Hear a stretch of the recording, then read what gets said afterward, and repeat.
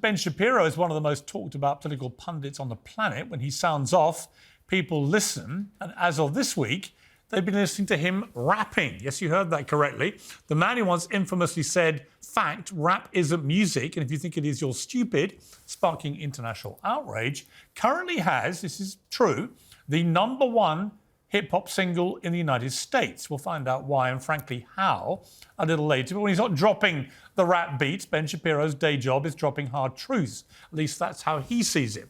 He's incisive and, as I say, to some incendiary takes on politics, on Trump, on liberal insanity, and, of course, on the Israel-Hamas war, are put in front and centre of the debates we're all having. So tonight, I'm going to have a few debates myself with Ben Shapiro. And Ben, the host of The Ben Shapiro Show, and editor emeritus of The Daily Wire, joins me now. Ben, well, first of all, I don't know quite how to say this with a straight face, but congratulations on being the #1 rap hip-hop star in the world. So first of all, you shouldn't say that with a straight face because it's legitimately the funniest thing maybe in the history of mankind. It's ridiculous and silly and hilarious. And yes, we're very much for it. So yo, yo, yo, from Dr. Dreidel to you. Well, we're going to come back to your hip-hop career a little later, but let's just focus on where we left off last time. I interviewed you 4 days after the appalling terror attacks of October the 7th, when emotions were very raw, and I asked you directly then about what you felt would be a proportionate response by Israel to what Hamas did on that terrible day. And this is what you said. Frankly, I don't believe in proportionate response to terrorism. I believe that the way that you stop terrorism is with wildly disproportionate response. That doesn't mean in terms of targeting civilians. It means in terms of killing as many terrorists as humanly possible. So my question is today, what is the going rate today for human lives? I mean, 2014 was a great year for Ben Shapiro. 88 Israelis were died, and there was 2,329 Palestinians killed on the other side. That is 1 Israeli for 27 Palestinians. That is a very good exchange rate. What I'm saying is, what is the exchange rate for today? You guys will be happy. So that was Bassem Youssef's response to you saying, effectively, when you deal with terrorism, there should be no sense of proportion. First of all, your response to what he said there.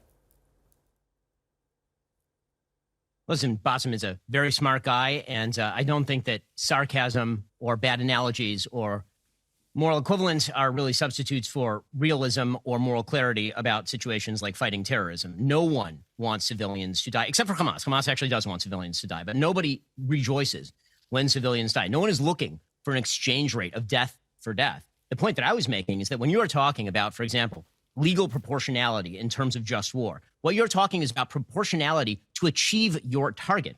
There is no actual math that goes into a war where you say, if a certain number of people die on this side versus a certain number of people die on that side, therefore the war is unjust. That's not exactly how war works. War is geared toward achieving a certain goal. Achieving that goal, if it is a moral goal, is moral. And then the question is, what is the minimum amount of force that you need to use in order to achieve that goal? That's what we were talking about when we talk about proportionality. When you're fighting a war like Israel is currently fighting in the Gaza Strip, in which Hamas has embedded itself in virtually every area of life, in civilian neighborhoods, in schools, in hospitals, beneath cemeteries. When you see Hamas do this sort of stuff, the question is, what level of force must Israel use in order to extirpate that terrorist presence and that terrorist threat? And frankly, Israel would love to do that with a minimum of both Palestinian death and Israeli death, considering that more than 200 Israeli soldiers have been killed in the Gaza Strip. I mean, I'm 1 degree removed from 3 of the soldiers who have been killed in the Gaza Strip. For Israel, that's a heavy burden. Beyond that, Israel has no interest in mass killing of Palestinians. They were perfectly happy to leave the Gaza Strip completely alone, despite heavy rocket fire, for full-on 20 years, from 2005 all the way up till 2023. It's 18 years. And Israel did not participate in, for example, the kind of action that you are seeing, which is a direct result of October 7th. The goal for Israel is to extirpate Hamas. All of this could be over literally tomorrow. And by the way, every day since October 7th, if the leaders of Hamas walked out, held their hands up, took deportation. We're not even talking about an Israeli jail. There's probably a deal on the table right now for Hamas leaders to actually be sent just to some third-party country. If they were to surrender the hostages, surrender power, and leave, this war would be over, like, immediately. Okay, well, let me take you up. Hamas will not do that. They've been firing rockets into Tel Aviv literally this week. Right, let me take you up on that, because I don't think it would end that way, because I think the trouble with what's been going on since we last spoke in terms of proportion I saw a BBC report yesterday that the UN were reporting that 19,000 children in Gaza have now been orphaned. Another 10,000 children are reported by the Hamas-run Palestinian Health Authority have been killed. 50 to 60% of Gazan buildings have been severely damaged or completely destroyed. And I don't see any nearness to the end of this, because by Israel's own numbers, they've only killed, if you believe their numbers, and I'm not quite sure how they know this, under 10,000 Hamas terrorists. That means that 2/3 of the Hamas terrorists are still to be taken out. So this could go on for many months, maybe a year, and those numbers of civilians being killed will exponentially rise, and the devastation in Gaza will reach a point where there is no real Gaza left. And I don't understand here, Ben, what the end game is for Israel. I'm not even sure they've worked it out themselves, other than to just obliterate everything in what many see as an overreaction to what happened by a superpower that hasn't thought through the consequences of taking out the whole of Gaza. It's certainly hard to deem an overreaction to the murder of 1,200 of your citizens and more than 100 hostages still being kept by a terror group in destroying buildings, for example. Right now, what Israel is attempting to do and what the long-term plan is going to be, and I said this in the interview, as you'll recall, days after October 7th, is that there would, in fact, be a long-term military occupation of Gaza. The question is going to be when Israel shifts its strategy from a high-intensity campaign to a lower-intensity occupation, which is predictably going to be the result of all of this. Because, again, the governing power in Gaza is still Hamas. When Hamas is no longer the governing power, the question is going to be what replaces it. Unfortunately, there's been no power other than Israel that has been willing to actually take up that question, simply because the Palestinian Authority is incapable of even running the West Bank. The Palestinian Authority is deeply unpopular even in the West Bank. The Palestinian Authority is itself rife with corruption and Jew hatred. There's literally law on the books in the Palestinian Authority, pay for slay, that actually pays people for the killing of Jews. So that is not a power that can be in charge of the Gaza Strip that will leave Israel with any sort of sense of security. The UAE has no interest in running the Gaza Strip. Egypt has no interest in running the Gaza Strip. Jordan has no interest in running the Gaza Strip. Saudi has no interest in running the Gaza Strip. The United States obviously has no interest in running the Gaza Strip. So the question becomes, who runs the Gaza Strip? And if you are Israel, that question is not a question for a distant day. That is a question for every day. And right now, the military is effectively in control of the Gaza Strip, and that is likely to remain until there is some form of regime in the Gaza Strip that can be put in place that will end with the extirpation of terrorism, that cannot involve the UNRWA, which is a terror haven, that cannot involve the UN, because the UN, unfortunately, has been cover for Hamas for literally 20 years. And so the question here is a tough one, and it's not an answerable one in kind of right now. And that's sort of the problem. Just because there's no good answer to the question doesn't mean that the question isn't urgent or that there is an alternative option available to what Israel is doing. What I've been missing in all of this is what exactly is the alternative option that has been presented by anyone other than Israel continuing on its quest to extirpate Hamas so long as Hamas is holding its citizens, firing rockets into the center of Israel and threatening Israeli life. OK, my response to that would be that I think it's morally incumbent on Israel, who I've already said many times and believe to this day have not just a moral right to defend themselves, but a duty to their citizens to do so. So let's just park that to one side. My position on that has not changed. It's just how they've gone about it.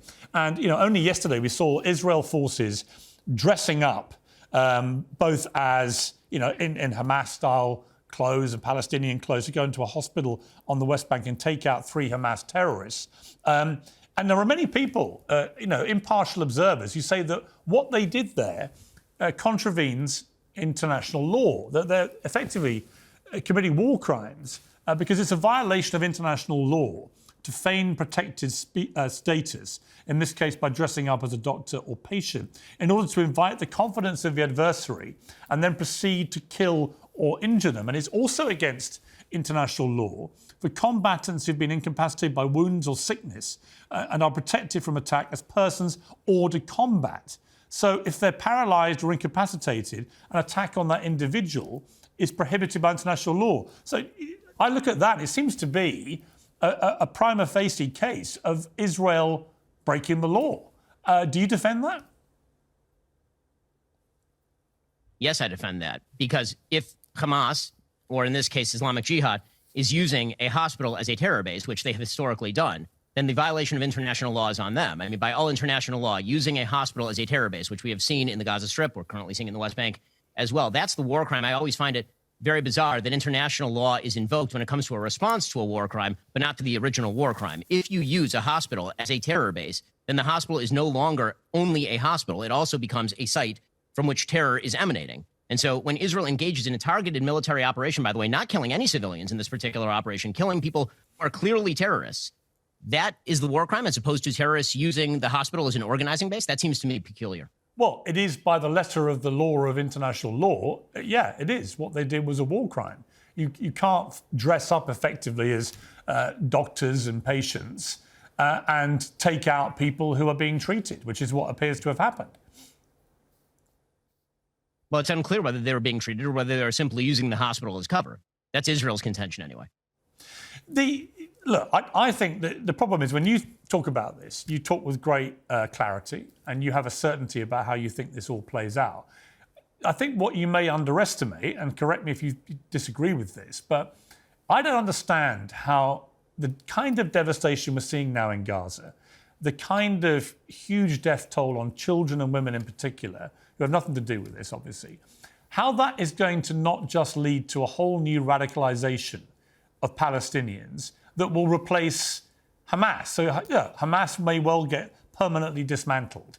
They're clearly being killed in large numbers, and clearly the underground tunnel operations are being dismantled, and Netanyahu's made it clear he'll keep going until the end. So assume that Hamas are removed effectively.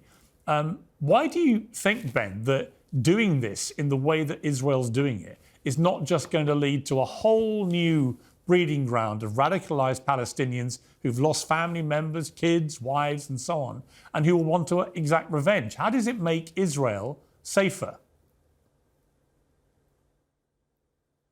It makes Israel safer by not allowing the governing party in that region to actually be fomenting the violence, providing weaponry, providing education to small children that reinforces all of the Jew hatred and anti-Semitism that has been reinforced in these areas. That's sort of like asking in the aftermath of World War II, there had been so much unbelievable devastation in Germany, in Italy, throughout continental Europe. How is it the Western powers could expect that there wouldn't be an entire generation of people who would rise up in revenge for all of that? And the answer is that a rebuilding process is going to have to take place. This is currently why, from my understanding, Israel is negotiating with the United States, trying to bring in the UAE, trying to bring Saudi Arabia to essentially put in place some sort of Marshall Plan for the rebuilding of the Gaza Strip. That's going to take outside money. That's going to take a long-term effort. This is not something that can happen overnight. I think one of the big problems in foreign policy is very often that people are looking for the immediate solution at the expense of the realistic solution. And the realistic solution in an area of the world where conflicts go thousands of years deep is not something that's going to happen next week. It's going to have to actually require heavy rebuilding, heavy monetary investment, but monetary investment not via groups that are linked to terror and sponsor terror and foment terror, but linked to groups that actually are going to promote quiescence, that are actually going to promote moderation, that are actually going to promote a future in this region of the world where both parties can coexist. When I interviewed you, I later interviewed Andrew Tate several weeks later in Romania, and he said this. So Ben is a warmonger. Ben has been wrong on basically every single issue you can name. He was with you with the vaccine and every other war. Ben is always calling for other people's young men to go and die in some war. He seems to love it. I don't know if he has short man syndrome, but he's always behind his desk calling about how important it is that big, strong men like me go and die. I mean, apart from the puerile name calling and stuff, his point there that you're a warmonger, your response? I mean, if the question is whether Israel has a right to defend itself, the answer is of course. And if the idea is that somehow I'm asking Israeli soldiers to die, Israel is quite unified in its goal. So I'm not sure exactly who he's talking about. The sort of chicken hawk argument simply would not even apply under these circumstances. As far as war, I think that every single conflict the United States should get in, I'm an American citizen, I'm an American. Every conflict the United States gets in we ought to be asking, what is the actual American goal? What is the actual American interest, which is for one reason why I didn't support the war in Libya during the Obama administration. It's why I was very skeptical of American interventionism, whether covert or overt, during the Arab Spring. I thought that was going to end quite poorly. So, again, I think that that's inaccurate, but it's Andrew Tate, so I'm not supremely surprised by that. I'm not sure, exactly what his level of knowledge is on foreign policy issues other than sort of the braggadocio. And his thing that he's a big guy, tough guy, and you've got small man syndrome? I'm not sure what to make of that. I mean, I guess that, if your version of manhood is walking around shirtless, smoking cigars in Romania, then I guess you can have that. That's okay. I mean, sure. My version of masculinity is a little bit different. It's, being married with 4 children and raising a family in a solid community, but I guess to each his own. Do you think Andrew Tate is a good influence on young men in particular around the world? He seems to have a very big one. Is it a good one? I think that Andrew Tate says, as I've said on your show before, I think that his diagnosis of some problems is correct. I think that his actual prognosis and recommendations for solving those problems is more frequently than not deeply incorrect. You tweeted something yesterday, I think, which got a lot of attention online. Let's really quickly ask you about this. It involves a woman called Rachel Corrie. I'm sorry, it was posted yesterday. You originally tweeted it in 2011. And you said, I would love to write a book called Great Idiots of History. Rachel Corrie would make the list. And it got retweeted yesterday and started fizzing around the internet. When you look back at that tweet, do you have any regrets about the way you phrased that? Not particularly. I mean, I think that Rachel Corrie, her death was tragic, but that doesn't mean that she wasn't engaged in deep foolishness. That there are many members of the West who unfortunately do act as useful idiots for terror groups. Rachel Corrie was associated with the International Solidarity Movement. She was in the Gaza Strip in Rafah, Gaza in 2003 when Israel was conducting military operations in the middle of the Second Intifada. She was blocking a site that Israel had suggested was actually being used to hide terror tunnels, which, as we now know, is a frequent tactic being used in the Gaza Strip. And she planted herself in the blind spot of a bulldozer. Her death was a tragic accident. It's tragic. That doesn't mean that she wasn't acting as a useful idiot on behalf of far more nefarious forces. But she is a young woman who got bulldozed to death.